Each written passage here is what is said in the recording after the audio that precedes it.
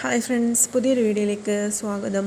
ഇന്നത്തെ വീഡിയോ എന്നുള്ളത് PSC എക്സാമുകളിലെല്ലാം ചോദിക്കുന്ന വിപ്ലവങ്ങളെക്കുറിച്ചുള്ളതാണ്. ലോക വിപ്ലവങ്ങളെക്കുറിച്ചുള്ള ഏതാനും ഇമ്പോർട്ടൻസ് ആയിട്ടുള്ള പോയിന്റുകളെ ഉൾക്കൊള്ളിച്ചിട്ടുള്ള വീഡിയോസാണ്. അപ്പോൾ ലോക വിപ്ലവങ്ങൾ എന്തൊക്കെയാണെന്ന് നമുക്ക് നോക്കാം. വിപ്ലവ പൂർവ്വ റഷ്യയിലെ തൊഴിലാളികളുടെയും കർഷകരുടെയും അവസ്ഥ വരച്ചു കാട്ടുന്ന അമ്മ എന്ന നോവൽ രചിച്ചതാരാണ്? അത് മാക്സിം ഗോർക്കിയാണ്. Maxim Gorky. ഇനി റഷ്യ ഭരിച്ചിരുന്ന ചക്രവർത്തിമാർ, സാർ ചക്രവർത്തിമാർ. മാർക്സിസ്റ്റ് ആശയങ്ങളിൽ അധിഷ്ഠിതമായി റഷ്യയിൽ രൂപം കൊണ്ട പാർട്ടി ഏതാണ്? സോഷ്യൽ ഡെമോക്രാറ്റിക് വർക്കേഴ്സ് പാർട്ടി ആണ്. സോഷ്യൽ ഡെമോക്രാറ്റിക് വർക്കേഴ്സ് പാർട്ടി രണ്ടായി പിരിഞ്ഞത് ഏതൊക്കെ പേരിലാണ്? മെൻഷെവിക്ക്, ബോൾഷെവിക്ക്. ബോൾഷെവിക്ക് പാർട്ടിക്ക് നേതൃത്വം നൽകിയത് ലെനിനും ട്രോട്സ്കിയുമാണ്. Lenin, Trotsky. മെൻഷെവിക്കാണെങ്കിൽ അലക്സാണ്ടർ കെറൻസ്കി. 1905 റഷ്യയെ യുദ്ധത്തിൽ പരാജയപ്പെടുത്തിയ രാജ്യമാണ് ജപ്പാൻ.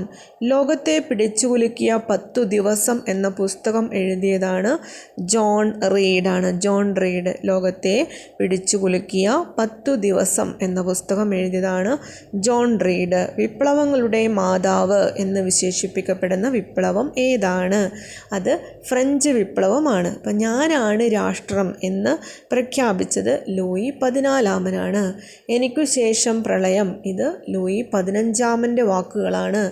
രാജാവിൻ്റെ അധികാരങ്ങളെല്ലാം ദൈവം നൽകിയതാണ്. അതിനാൽ രാജാവിനെ ചോദ്യം ചെയ്യാൻ ദൈവത്തിന് മാത്രമേ അധികാരമുള്ളൂ. ഏത് ഫ്രഞ്ച് ചക്രവർത്തിയുടെ വാദമാണിത് എന്നുള്ളതാണ്. അത് ലൂയി 14 ലൂയി 14. ബൂർബൺ രാജവംശം ഭരണം നടത്തിയിരുന്ന യൂറോപ്പിലെ പ്രദേശമാണ് ഫ്രാൻസ്. ബൂർബൺ രാജവംശം ഭരണം നടത്തിയിരുന്ന യൂറോപ്പിലെ ഒരു പ്രദേശമാണ് ഫ്രാൻസ്. ഫ്രഞ്ച് വിപ്ലവം എത്ര എസ്റ്റേറ്റുകളായിട്ടാണ് വിഭജിക്കപ്പെട്ടിരിക്കുന്നത്? 3 എസ്റ്റേറ്റുകളായിട്ടാണ്. ഇനി ഫ്രഞ്ച് സമൂഹത്തിലെ ഒന്നാമത്തെ എസ്റ്റേറ്റിൽ ഉൾപ്പെട്ടിരിക്കുന്നത് ആരാണ്? പുരോഹിതന്മാരാണ്. പ്രഭുക്കന്മാർ ഉൾപ്പെട്ടിരുന്ന എസ്റ്റേറ്റാണ് 2ാം എസ്റ്റേറ്റ്. കർഷകരിൽ നിന്ന് തിഥേ എന്ന പേരിലുള്ള നികുതി പിരിച്ചിരുന്നത് ആരാണ്? അത് പുരോഹിതന്മാരാണ്. തിഥേ എന്ന പേരിലുള്ള നികുതി പിരിച്ചിരുന്നത് പുരോഹിതന്മാരാണ്. ഇനി നികുതികളിൽ നിന്ന് ഒഴിവാക്കപ്പെട്ടിരുന്നത് ഫ്രഞ്ച് സമൂഹത്തിലെ ഏത് വിഭാഗക്കാരാണ്? പുരോഹിതരും പ്രഭുക്കന്മാരുമാണ്. കോമൺസ് എന്നറിയപ്പെടുന്ന ഫ്രഞ്ച് സമൂഹത്തിൻ്റെ എസ്റ്റേറ്റാണ് 3ാം എസ്റ്റേറ്റാണ്. 3ാം എസ്റ്റേറ്റ്. കച്ചവടക്കാർ, എഴുത്തുകാർ, ഉദ്യോഗസ്ഥർ, മധ്യവർഗം, കർഷകർ എന്നിവർ ഉൾപ്പെടുന്നത് ഏത് വിഭാഗത്തിലാണ്? അത് 3ാം എസ്റ്റേറ്റിൽ ആണ്. ഭരണത്തിൽ അവകാശങ്ങളൊന്നുമില്ലാതിരുന്ന 3ാമത്തെ എസ്റ്റേറ്റിൽ ഉൾപ്പെട്ടിരുന്നവർ സർക്കാരിന് നൽകേണ്ടിയിരുന്ന നികുതിയാണ് തൈലേ എന്ന് പറയുന്ന നികുതിയാണ്. പുരോഹിതന്മാരുടെ ചൂഷണത്തെ പരിഹസിക്കുകയും യുക്തിചിന്ത, മനുഷ്യസ്നേഹം, സമത്വം എന്നിവയെ പ്രോത്സാഹിപ്പിക്കുകയും ചെയ്ത ചിന്തകൻ ആരാണ്? അത് വോൾട്ടയർ ആണ്. വോൾട്ടയർ. ജനാധിപത്യത്തെയും റിപ്പബ്ലിക്കിനെയും പ്രോത്സാഹിപ്പിച്ച ഫ്രഞ്ച് ചിന്തകനാണ് മോണ്ടസ്ക്യൂ. ഗവൺമെൻറ്റിനെ നിയമനിർമ്മാണം, കാര്യനിർവഹണം, നീതിന്യായം എന്നിങ്ങനെ വിഭാഗങ്ങളാക്കി തീർത്തത് മോണ്ടസ്ക്യൂ വിഭജിച്ചതാണ്. ഗവൺമെൻറ്റിനെ നിയമനിർമ്മാണം, കാര്യനിർവഹണം, നീതിന്യായം എന്നിങ്ങനെ തരംതിരിച്ചത് മോണ്ടസ്ക്യൂ. ജനങ്ങളുടെ മേൽ പുതിയ നികുതി ചുമത്താനായിട്ട് ഫ്രഞ്ച് ചക്രവർത്തി ലൂയി 16 ജനപ്രതിനിധി സഭയായ സ്റ്റേറ്റ് ജനറൽ വിളിച്ചു ചേർത്ത വർഷമാണ് 1789. സ്റ്റേറ്റ് ജനറൽ വോട്ട് ചെയ്യുന്നതിലെ തർക്കം തുടരവേ തങ്ങളാണ് ഫ്രാൻസിൻ്റെ ദേശീയ അസംബ്ലി എന്ന് പ്രഖ്യാപിച്ച എസ്റ്റേറ്റാണ് 3ാം എസ്റ്റേറ്റ്. ഏത് വിപ്ലവത്തിന് മുന്നോടിയായി നടന്ന സംഭവമാണ് ടെന്നീസ് കോർട്ട് പ്രതിജ്ഞ എന്ന് പറയുന്നത്? അപ്പോൾ ടെന്നീസ് കോർട്ട് പ്രതിജ്ഞ ഫ്രഞ്ച് വിപ്ലവവുമായി ബന്ധപ്പെട്ടതാണ്.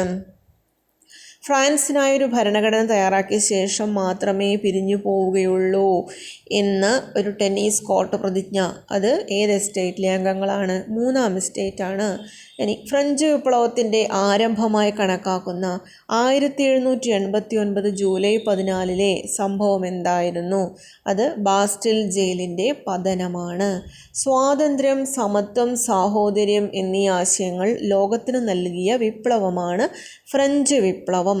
ഫ്രാൻസിൻ്റെ ദേശീയ അസംബ്ലി മനുഷ്യാവകാശ പ്രഖ്യാപനം പാസ്സാക്കിയത് എപ്പോഴാണ്? 1789 ഓഗസ്റ്റ് 12-നാണ്. ദേശീയ കൺവെൻഷൻ ഫ്രാൻസിനെ ഒരു റിപ്പബ്ലിക്കായി പ്രഖ്യാപിച്ച വർഷമാണ് 1792. ഫ്രാൻസിൻ്റെ ആഭ്യന്തര കാര്യങ്ങൾ നിയന്ത്രിക്കുന്നതിനായൊരു പൊതുസുരക്ഷാ കമ്മിറ്റി രൂപവൽക്കരിച്ച വർഷമാണ് 1793. ഫ്രഞ്ച് വിപ്ലവാനന്തരം ആഭ്യന്തര കാര്യങ്ങൾ നിയന്ത്രിക്കാനായി രൂപവൽക്കരിച്ച പൊതുസുരക്ഷാ കമ്മിറ്റിയുടെ നേതാവാണ് റോബിസ്പിയർ.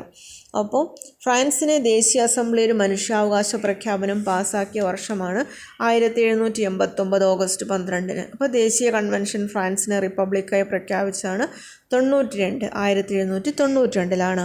ഇനി ഫ്രഞ്ച് വിപ്ലവാനന്തരം ആഭ്യന്തര കാര്യങ്ങൾ നിയന്ത്രിക്കാനായിട്ട് രൂപവൽക്കരിച്ച ഒരു സുരക്ഷാ കമ്മിറ്റിയുടെ പിതാവാണ് റോബിസ്പിയർ. പൊതുസുരക്ഷാ കമ്മിറ്റിയിലെ മറ്റംഗങ്ങൾ ആരെല്ലാമാണ്? മിറാബോ, ഡാൻഡൺ. പൊതുസുരക്ഷാ കമ്മിറ്റിയിലെ മറ്റംഗങ്ങളാണ് മിറാബോയും ഡാൻഡണുമാണ്. ശത്രുക്കളെ വധിക്കാൻ ഫ്രഞ്ച് സുരക്ഷാ കമ്മിറ്റി ഉപയോഗിച്ച യന്ത്രം ആണ് ഗില്ലറ്റിൻ. ഗില്ലറ്റിനെതിരായ ഫ്രഞ്ച് ചക്രവർത്തിയും ഭാര്യയുമാണ് ലൂയി 16-നും മേരി അന്റോയിനറ്റുമാണ്. 1793 ജൂലൈ മുതൽ 1794 വരെ നീണ്ടുനിന്ന പൊതുസുരക്ഷാ കമ്മിറ്റിയുടെ ഭരണകാലം അറിയപ്പെടുന്നത് ഭീകരവാഴ്ച എന്നാണ്. ജനകീയ പരമാധികാരം എന്ന ആശയം ലോകത്തിന് നൽകിയ വിപ്ലവമാണ് ഫ്രഞ്ച് വിപ്ലവം. ഫ്രാൻസ് തുമ്മിയാൽ യൂറോപ്പിനാകെ ജലദോഷം പിടിക്കും, ഇങ്ങനെ അഭിപ്രായപ്പെട്ട ഒരു ഓസ്ട്രിയൻ ഭരണാധികാരിയാണ് മെറ്റേണിക്ക്. സോഷ്യൽ കോൺട്രാക്റ്റ് എന്ന പ്രസിദ്ധമായ ഗ്രന്ഥം ആരുടേതാണ്? റുസ്സോയുടേതാണ്. ഇനി ഏത് ചിന്തകൻ്റെ ആശയമാണ് ഫ്രഞ്ച് ദേശീയ അസംബ്ലി തയ്യാറാക്കിയ മനുഷ്യാവകാശ പ്രഖ്യാപനത്തിൽ പ്രതിഫലിക്കുന്നത്? അത് റുസ്സോയുടേതാണ്. ഫ്രഞ്ച് വിപ്ലവത്തെ തുടർന്ന് ഫ്രാൻസിൽ ഏകാധിപതിയായി ഭരണം നടത്തിയതാണ് നെപ്പോളിയൻ ബോണപ്പാർട്ട്.